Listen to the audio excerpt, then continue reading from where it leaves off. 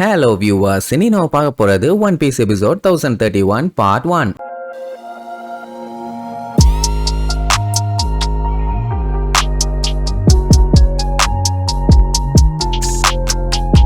Open பண்ணா ஒரு வழியா மறுபடியும் பழைய கதைக்கே கொண்டு வந்துட்டாங்க. அங்க ஜோரோ பாத்தீங்கன்னா பயங்கரமா அடி வாங்கியிருந்தான். சோ லா கஷ்டப்பட்டு ரொம்ப முடியாம முக்கி முனைங்க அவனுக்கு என்னாச்சு உயிரோட தான் இருக்கானான்னு சொல்லி செக் பண்றதுக்கு கிட்டக்க போவான். அதே நேரம் பிக் மாம் ஏகப்பட்ட பவர் எடுத்து நம்ம யூஸ்டஸ் கிட்ட அடிச்சு தெரிய விட்டால. அந்த டைமுக்கும் போது யூஸ்டஸ் கிட்ட ஜூயிஸ் லாக் பண்ணி வச்சிருந்தானே ஒரு பெட்டி, அது ஓபன் ஆயிருச்சு. ஆமா, அவனே அங்க அடிச்சு தெரிய விட்டுட்டால. உடனே அது மம்மா எங்க இருக்கீங்கன்னு சொல்லி பிக் மாமை தேடிட்டு இருக்கும். அதே நேரம் இங்க லூஃபி கைடோவை அடிச்சு கவுத்திட்டான்ல. ஆல்ரெடி இந்த மாதிரி தான் நம்மளால அடிச்சு அடுத்தடுத்து ஒவ்வொரு ட்விஸ்ட் வச்சுட்டு இருந்தான். இப்ப மறுபடியும் ஏதாச்சும் பவர் ஏத்திக்கிட்டு வந்தானா தான் பஞ்சாயத்து ஆகும். லா ஜூயிஸ பார்த்துட்டு லைட்டா பீதி ஆயிட்டான். ஏன்னா யூஸ்டஸ் கிட்ட அதை லாக் பண்ணி வச்சிருந்தான். அவன் அடி வாங்கினதுனால தானே இப்ப அது ஓபன் ஆயிருச்சு. அவ திருப்பி வந்தா பெரிய பஞ்சாயத்தாவுமே, என்ன பண்றதுன்னு பதறுவான். அதே நேரம் இங்க அடி வாங்கின கைடோவை காட்டுறாங்க. மறுபடியும் முக்கிய முனைங்கி அப்படியே எந்திரிப்பான். லூஃபி பதறுவான்னு பார்த்தா இன்னைக்கு நீயா நானான்னு பாத்துடலான்னு சண்டைக்கு ரெடியா இருக்கான். லா பாத்தீங்கன்னா அவனை தவிர மத்தவங்க எல்லாத்தையும் கூட்டு போறானாமா. யாரு ஜோரோ அதுக்கப்புறம் ஜூயிஸ் ரெண்டுத்தையும் தூக்கிட்டு போயிட்டான். இப்போ லூஃபிக்கும் கைடோவுக்கும் 1-on-1 சண்டை. அவனுக்கும் இதுக்கு முன்னாடி அடி வாங்கின விஷயம் மண்டையில வருமா இல்லையா?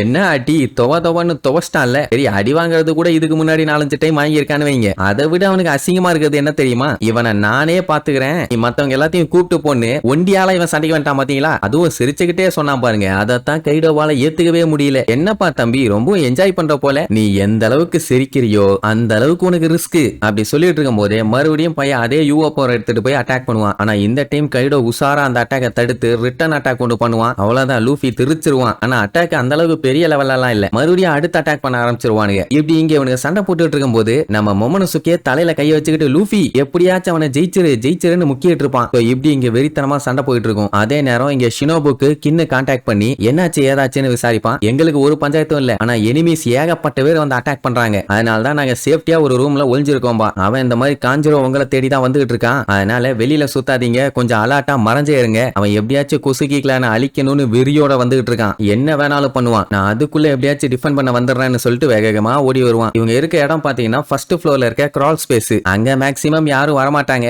என்ன அது வரைக்கும் இவங்க சத்தம் போடாம கொஞ்சம் சைலண்டா இருக்கணும். இப்படி இவங்க பேசிட்டு இருக்கும் போது எமட்டோ திடீர்னு என்னத்தையும் தூக்கிட்டு வீசுவா. உள்ள நூல் கண்டலா இருக்கும். ஏன் என்னாச்சுன்னு கேட்டா நம்ம அடுத்த வேலையை ஸ்டார்ட் பண்ணுவோம்பா. இப்போ இந்த டைம்ல சைலண்டா மறைஞ்சிருக்கிறது மட்டும் தான் சேஃப்டி. எதுக்கு தேவையில்லாம அது இதுன்னு பண்ணி மாட்டணும்னு கேட்டா ஏதோ பண்ண போறான், ஆனா என்னன்னு தெரியல. பட் இத பண்ணா மட்டும்தான் மொமனசுகேவை நம்ம ப்ரொடெக்ட் பண்ண முடியும். அண்ட் அது மட்டும் இல்லாம அந்த கைடோவுக்கு என்னால முடிஞ்ச ஒரு பெரிய ஆப்பா வைக்க முடியும். என்ன மொமனசுகே ரெடி ஆன உடனே அவன் என்ன கைடோவை காலி பண்ணுன்னா வேண்டாம் நான் சொல்லுவான். நான் ரெடிமா. அப்படியே கட் பண்ணா இங்க நமியும் உசோப்பும் பேஜ் ஒண்ணு கிட்ட மாட்டிட்டாங்கல்ல. அவன் வேற நீங்க அடங்க மாட்டீங்களா, உங்களை பொழக்காம விட மாட்டேன்னு கத்தன உடனே ஃபர்ஸ்ட் பயப்படுவாங்க. அதுக்கப்புறம் நமி எப்படியே அவன் அடிதான் போறான். எதுக்கு பயந்துகிட்டுன்னு அவன் மூஞ்சா அடிப்பான். அது மட்டும் இல்லாம உசோப்பு கிட்ட வீக் ஸ்பாட்டை பார்த்து அடின உடனே சாவுற வரைக்கும் நாங்க கிவ் அப் பண்ண மாட்டோம்டா கொய்யாலன்னு மூஞ்சி தலை வாயி தொண்டைன்னு கிடைக்கிற இடத்துல எல்லாம் லொட்டுன்னு அடிச்சுக்கிட்டே இருப்பாங்க. ஒழுங்கா எங்களை விட்டுட்டு போடா பண்ணி பாயலன்னு. நல்லா யோசிச்சு பாருங்க, எவ்வளவு ஸ்ட்ராங்கான ஆளாவே இருந்தாலும் அவங்க கண்ணு வீக்கா தானே இருக்கும். சொல்ல போனா மூஞ்சி பக்கமே வீக்கா தான் இருக்கும். அதனால போட்டு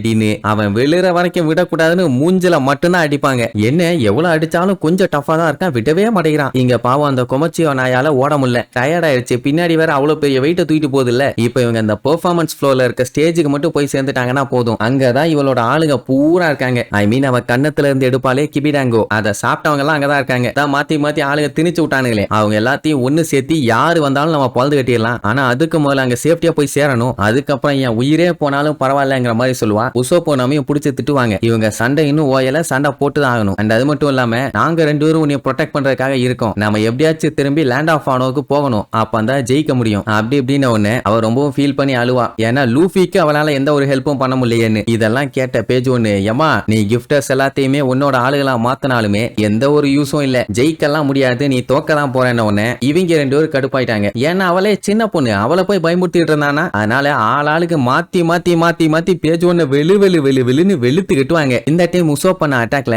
மேல பூரா பூவா பூத்து வருமா. என்னடா பண்ணி தொலைஞ்சேன்னு கேட்டா இதுதான்டா ஃப்ளவர் அட்டாக் அப்படின்னு சொல்லும் போதே அவன் மேல ஒட்டிட்டு இருக்க ஃப்ளவர்ஸ் எல்லாம் பட்டுன்னு கண்ணா பின்னான்னு வெடிச்சு தெரிக்கும். அவ்வளவுதான், அதோட சேர்த்து அவனும் தெரிச்சிருவான். என்ன அவன் வெடிச்சு தெரிக்கும் போது ஹீட் இவங்களுக்கு பயங்கரமா டெசிபேட் ஆகும். நமி புடிச்சு வண்டியா திட்டுவா. என்ன பண்றது, பயகிட்ட க்ளோஸ் ரேஞ்ச் அட்டாக்ல பெருசா எதுவும் இல்ல, அதனால தான் இதை யூஸ் பண்ணா. பரவாயில்ல, ஓரளவுக்கு சமாளிச்சிட்டாங்க. அவன் தெரிச்சாலும் அடங்க மாட்டான், மறுபடியும் வருவான்னு அடுத்து ஒரு அட்டாக் பண்ணுவான். அந்த அட்டாக் பாத்தீங்கன்னா வெறித்தனமா இருக்கும். ஏன்னா அந்த இடமே பயங்கரமா பிளாஸ்ட் ஆகி தகன்னு தீ பிடிச்சி எரிய ஆரம்பிச்சிருச்சு. அதோட விட்டுட்டு எஸ்கேப் ஆகி ஓட வேண்டியதானே. பீரோ போலாம் எனக்கு ஒண்ணுமே இல்ல, அவனுங்க எல்லாம் சப்ப பீசுங்க.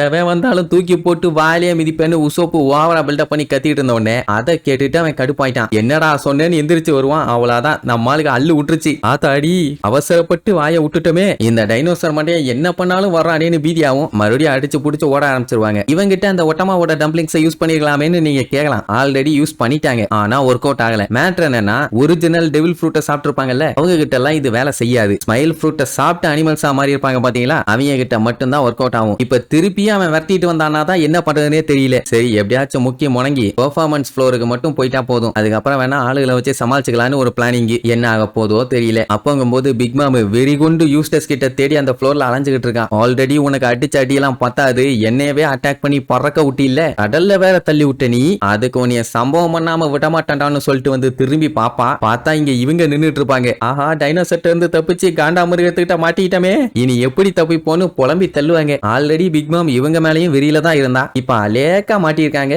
என்ன பண்ண போறாளோ தெரியல. ஏன் முட்டாளுகளா நீங்களா இன்னைக்கு செத்தீங்கன்னு கொலவெறியோட லுக்குடுவா. சரி, இதுக்கப்புறம் நம்மளுக்கு தப்பிச்சாங்களா இல்லையான்னு அடுத்தடுத்த எபிசோட்ல பார்க்கலாம். டாடா.